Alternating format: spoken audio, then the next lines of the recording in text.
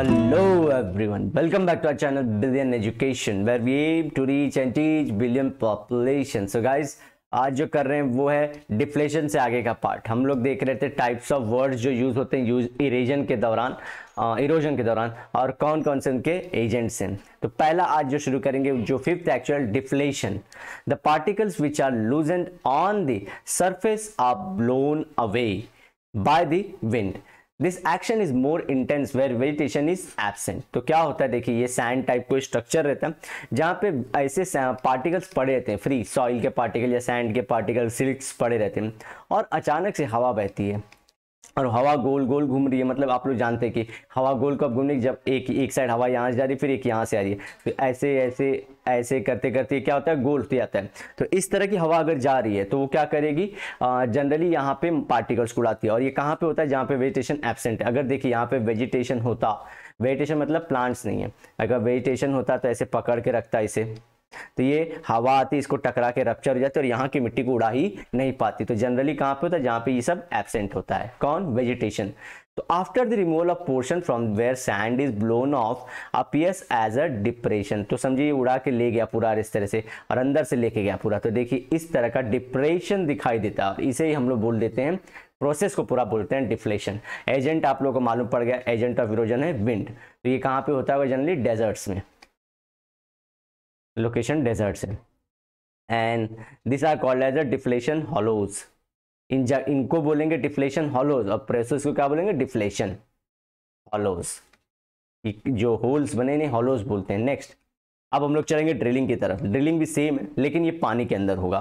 So bed load moves along the running water. Bed load मतलब जो ये bed है, रिवर का बेड होता है, जैसे आप लोग का बेड होता है जिस पे आप सोते हैं, तो रिवर का जो लेयर रहता है जिसके ऊपर रिवर बहती है, ये सब पानी है, तो इसको बेड बोलते हैं। और इसको जो ये सब पत्थर इनको लोड बोलते हैं। तो बेड के ऊपर जो लोड है और जिसके ऊपर से रिवर जा रही है।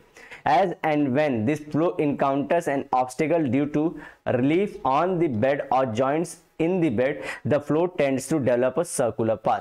तो ये जो पानी बह रहा है, पानी बह रहा है और बह ही रहा है, तो समझिए इस तरह से बह रहा था, पानी बह रहा था, ठीक है। तो अचानक से क्या हुआ, यहाँ पे थोड़ी ऊंचाई आ गई तो ये पानी घूम जा रहा है, ऐसा थोड़ी देर के लिए घूम जा रहा है। तो ये घूमने की वजह से क्या हो रहा है, ये तो पानी घूमेगा ही, साथ में इसका जो पत्थर है ना ये भी घूमना शुरू कर देगा, ठीक है। तो देखिए क्या हुआ, पहले वाटर बेड है, बेड पे वाटर चलती रहती है। बेड रॉक की अगर समझिए कुछ हाइट अलग इशू होगा, यहाँ पे या तो कुछ ज्यादा सिल्ट जमा हो चुका है, तो ये क्या होगा, रिवर किसी कारण से घूमना शुरू करेगी, या तो टर्निंग का पॉइंट है, रिवर के टर्न होने का पॉइंट है, तो यहाँ पे वाटर क्या होगा, घूमना शुरू हो जाएगा। और इस घूमने की वजह से जो नीचे बेड के ऊपर जो रॉक्स हैं वो भी घूमना शुरू हो जाएंगे।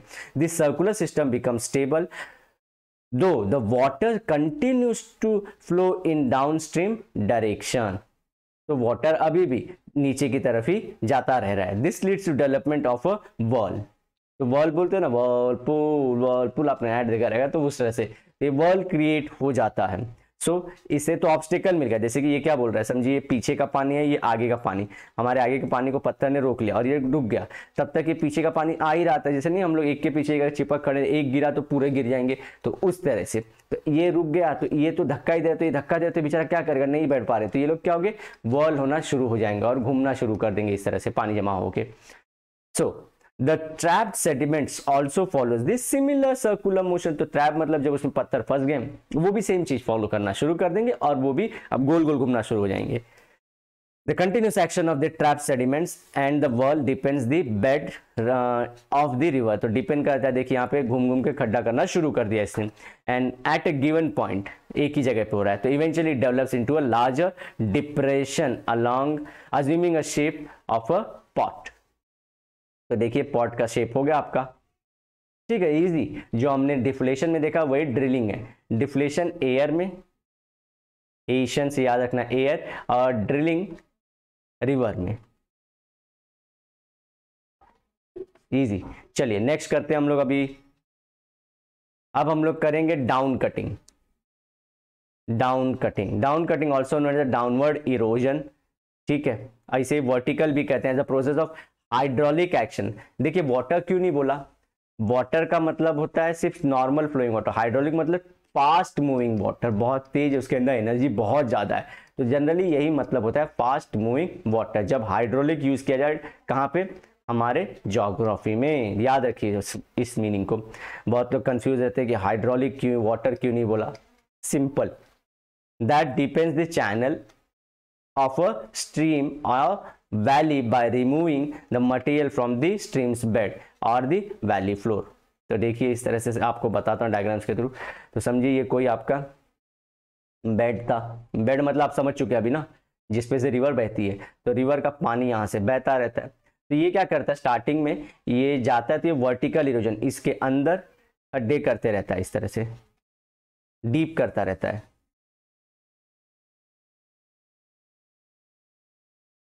और इस जो खाली जगह हुई है, ये जो खाली जगह में बह रहा है, इसे बोलते हैं कौन सा इरोजन, नीचे की तरफ हो रहा है तो इसे बोलेंगे वर्टिकल इरोजन। वर्टिकल, थोड़ा बड़ा कर देता हूं इसे, इरोजन।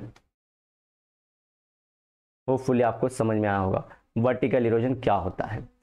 रिवर बह रही है यहाँ से, तो इसके अंदर ब्लू कलर का पानी डाल देता हूँ। चलिए रिवर बह रही है ऐसे, और वो जाते जाते यहाँ पे क्या नीचे पहले करती है, इसके बाद वो साइड में भी करेगी। जी हाँ, ध्यान रखिए वो साइड में भी कट करेगी, इस तरह से भी ज़्यादा फैलती जाएगी, समझिए। और ये समय लगता है इसमें, समझिए आज आपने देखा ये वर्टिकल किया, आज से 50 साल बाद ये जो वर्टिकल है यहाँ पहुँच चुका होगा, इस तरह से ये वर्टिकल यहाँ तक पहुँच चुका होगा, इतना मोटा हो चुका रहेगा ये क्यों, क्योंकि रिवर एक स्टेज के बाद, बोलते हैं रिवर के 3 स्टेज होते हैं। तो यंग फेज में अपने क्या करती है, स्टार्टिंग की जगह पे क्या करती है, वो पहले सिर्फ नीचे जाती है, बाद में थोड़े बुढ़ी हो जाती है रिवर, मतलब समय बीत चुका है तो ये साइड वाला भी कट करने लगती है, ठीक है। और इसमें से अब पानी ज्यादा जाएगा, इजी। अब ये वाटर यहाँ तक जाना शुरू कर दिया है, तो इसी को बोलते हैं नीचे की तरफ जब जाए तो उसे बोलते हैं वर्टिकल इरोजन, और जब साइड को जब चौड़ा करते हैं उसे बोलते हैं लैटरल इरोजन, बाजू में लैटरल इरोजन।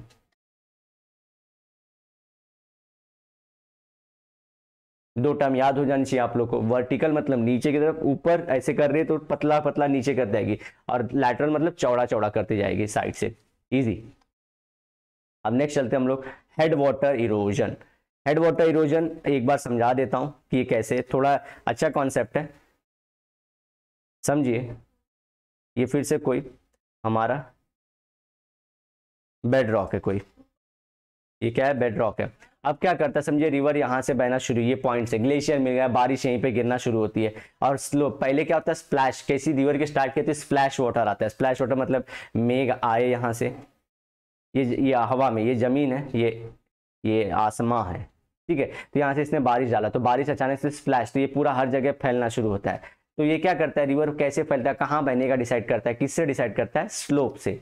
जिस साइड स्लोप ज्यादा रहेगी वो उसी साइड बहना शुरू कर देगी। तो हम कंसीडर करते हैं कि स्लोप इस साइड है, ठीक है, इस साइड स्लोप है तो ये इस साइड बहना शुरू कर देगी। अब मालूम पड़ा ये क्या होता है, अब ये हर बार ऐसे ही बह रहा है तो ये क्या करेगा, डीप डीप करते जाता है, क्या करते हैं, डीप। और ये समझिए किसी रीजन से, अब रीजन कुछ भी हो सकते हैं, मैं सिर्फ आप लोग को बता, रीजन कुछ भी हो सकते, वो गिनाता हूं आप लोग को, लेकिन ये बात ध्यान रखिए कि अब रिवर क्या करने लगे, अब ये रिवर आगे की तरफ बढ़ेगी तो ये क्या करेगी, इरोजन कौन से साइड करेगी, इरोजन हमारा करेगी फॉरवर्ड साइड में ही करने वाली है ना वो इरोजन, इसी साइड इरोजन करेगी। ये इरोजन होते जाएगा धीरे धीरे, अब रिवर अपना रास्ता बनाते जा रही है इसमें, ठीक है। लेकिन कुछ कारणों से ये जो स्टार्टिंग पॉइंट था ये पीछे की तरफ इरोजन करना शुरू करे, रिवर पीछे जाना शुरू करे। तो मतलब रिवर खुद भी पीछे से, ये बारिश या तो पीछे हो रही है या तो पीछे की ओर से जो ये इरोजन कर रहा था, कुछ मॉलिक्यूल अंदर घुसे यहाँ से, कुछ मॉलिक्यूल्स जो वाटर के हैं वो अंदर घुसे यहाँ से, और वो इस तरफ जाना शुरू की, चाहे से उस टाइप का पत्थर सॉफ्ट हो, समझे, रिवर जा रही है इस तरफ, समझे आपकी तरफ आ रही है। स्टार्टिंग में बादल गिरे, स्प्लैश वाटर, स्प्लैश में स्लैश मतलब पतली परत, मतलब आप लोग को ये वर्ड आना, शीट इरोजन बोलते हैं इसको। शीट मतलब पहले ऊपर की पूरी लेयर जाती है, और जो हम रिवर की इरोजन देखते हैं वो ऐसा मोटा खड्डा वाला होता है, वो जो मैंने आपको अभी यहाँ पे बताया, ये बाद में होता है, ये बाद में होता है जब रिवर का पानी का सोर्स फिक्स हो चुका है। अभी क्या जस्ट स्टार्ट, जमीन थी मारा धुलेंगे, यहाँ बारिश, यहाँ पे नदी बनने वाली है, मैं ऐसे जेनेसिस बता रहा हूँ। तो शीट इरोजन होता है, पूरे का पूरा स्प्लैश हुआ वाटर का पूरा फैल गया ऐसा, अब वो जहाँ फ्लो रहेगा वहां बहना शुरू करेगा, वहां इरोजन। तो आपके साइड समझे इरोजन कर रहा है, लेकिन कुछ सालों बाद बारिश या तो पीछे ज्यादा हो रही है तो रिवर यहाँ से आना शुरू हो जाएगी, या तो जो यहाँ से पानी के जो मॉलिक्यूल अंदर गए थे वो पीछे की, जो यहाँ मैं हूँ सॉफ्ट हूँ तो मुझे इरोड करते हुए पीछे, तो मैं पीछे की तरफ रिवर निकलना शुरू हो रही है। तो जो पहले जो पॉइंट था ये था, अब पॉइंट लगता है कि रिवर का ये है, तो यहाँ पे बारिश गिरती, यहाँ भी जाती है और ये पीछे की तरफ भी जा रही है। तो ये देखिए पीछे की तरफ गया, इसलिए इसे बोलते हैं बैकवर्ड इरोजन। जनरली होता नहीं है, ये चीज याद रखिए। बैकवर्ड के रीजन मैंने बोल दिया, या तो जो सोर्स है वो पीछे खुद जा रहा है, या तो जो इरोजन है, जो पानी अंदर घुस के जा रहा है वो बैकवर्ड नीचे से इरोजन कर रहा है, और रिवर अंदर से, अब रिवर भी पीछे पीछे घुस रही है, ऊपर ऊपर से जा रही है और पूरा काट दी है उसको। होपफुली आप समझ पाएंगे, ऐसा ये कहीं जल्दी दिया नहीं है। तो ये देखिए head water erosion is a backward erosion. देखिए head water erosion by the river in this source region. Source region मैंने आप लोग को जो पॉइंट बनाया था, ये जो पॉइंट बनाया था यहाँ पे, ये सोर्स रीजन था। सोर्स रीजन से पीछे की तरफ ग्रेवल और soil in this source region make collapse due to steep slope. तो पीछे वाला समझिए यहाँ पे पानी था, चलिए डायग्राम पे चलते हैं। समझे यहाँ पे ऐसा था, ये आगे की तरफ बढ़ रहा था, यहाँ से सोर्स था, और ये समझे थोड़ा सा ऊंचा था, तो ये पानी थोड़ा पीछे की तरफ भी स्प्लैश हुआ और ये अचानक से नीचे से गया, गिर गया पूरा ये। अब ये नया पानी यहाँ पे गिरा, अब यहाँ से बह रहा है, तो वही बोल रहे हैं। तो मैंने बोला इरोजन से धीरे धीरे निकल जाएगा, ये बोल रहे हैं वो गिर जाएगा। सेम चीज पीछे वाला दीवार, जैसे मैं दीवार हूँ, मैं गिर जाऊंगा। अगेन आपकी तरफ रिवर बढ़ रही थी, नॉर्मल यहाँ से बढ़ रही थी, मैं हूँ जहाँ सोर्स हूँ, अब ये पीछे की तरफ मुझे भी, मेरे अंदर से पानी जा रहा है, तो पहले यहाँ से पेट से गया गया गया गया, अचानक से मैं गिर जाऊंगा। अब मेरा रीजन यहाँ पे है, तो इस बात की चर्चा हो रही है। So this this is carried away by the stream. तो ये स्टीम करती है खुद। This causes the river to move backward, river अब पीछे की तरफ आ रही है। Such erosion takes place in the opposite direction of flow of river. तो देखा था मैंने, बताया था ये हो रहा है, रिवर यहाँ साइड जा रही है और इरोजन इस साइड हो रहा है। सो लैटरल इरोजन ये भी बता चुका हूँ, वर्टिकल के साथ ही बताया आपको। Lateral erosion is the erosion that occurs on the sides of valley. Valley क्या, जिसे हम लोग घाटी बोलते हैं। अगर आप लोग माउंटेन्स देखे रहेंगे ऐसे, तो ये जो बीच में से ऐसे रास्ते दिखते हैं ना, जहाँ से नदियाँ निकलती हैं, ऐसे इन्हीं को वैली बोलते हैं।